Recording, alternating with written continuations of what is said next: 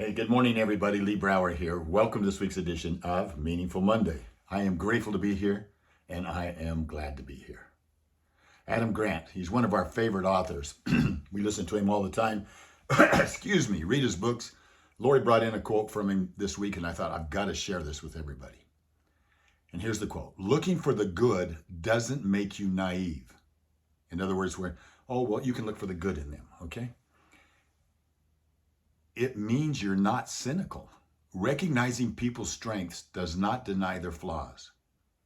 It reveals their potential to overcome their flaws. And those who refuse to see the good in others fail to bring out the best in others. Now, when I heard that quote, I couldn't help but think of confirmation bias. So I went in and looked it up. Confirmation bias is a systemic error in thinking that happens when you're processing information. And this bias leads you to accept new information that confirms anything that you already believe to be true, and then minimize any contradicting evidence. It happens because we want what we think is true to actually be true. In fact, the need for confirmation is so strong that when people are forced to see contrary evidence, they often find a way to criticize it, alter it, dismiss it, so they can maintain or even reinforce their existing belief. Unfortunately, that limits our thinking. It leads to poor judgment because we want to be right. Think about somebody, if you believe that those who are left-handed are more creative, I do, than those who are right-handed, have a daughter's left-handed, I automatically put her in that category. So whenever you counter somebody that's left-handed, that is creative, it just confirms your bias. But what happens when you confront somebody or see somebody that's left-handed that is not creative? Well, that's just the exception to the rule. Even if there's evidence contrary to that.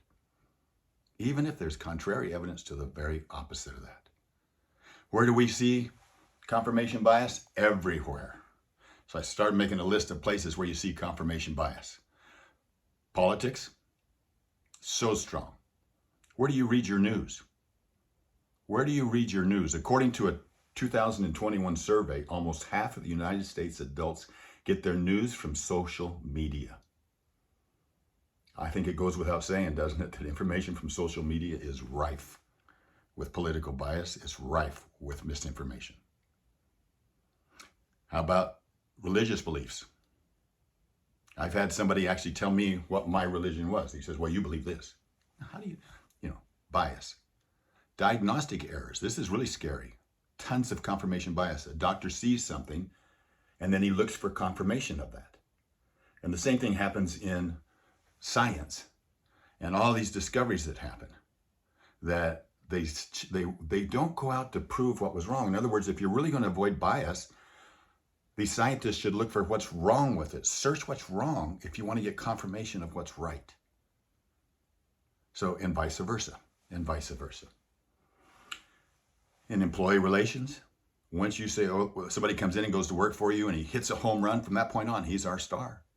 And you can't help but see him as the star. But if he comes in and falls on his face, he's terrible. We put him into a box, and they're very hard to get out of a box in our mind because it's easier. We want to be right in our thinking. And that's so terrible when we say, well, that person is always this, or you are always doing that, or you are always doing that. Your mind will look for every time that they're doing that because you want to be right. Business decisions. The president calls his people in and says, I've got a new theory. I think it's better. Will you research it for me? Because I believe it's this way. And everybody there starts looking for it's this way. And you have no way of knowing if you're really right or not. You're just trying to get that confirmation bias to make it happen. It happens in money. It happens in investments.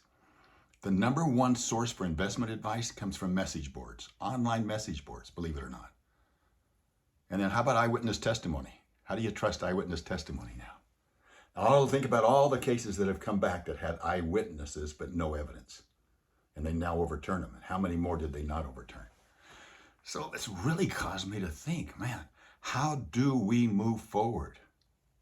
How do we move forward? Well, we question. We should, I should start questioning, and I'm going to. I'm going to start questioning. What's my thinking? Where's it going? How did I come to that conclusion? Am I going to carry this conclusion all the way through? Or can I look for the good?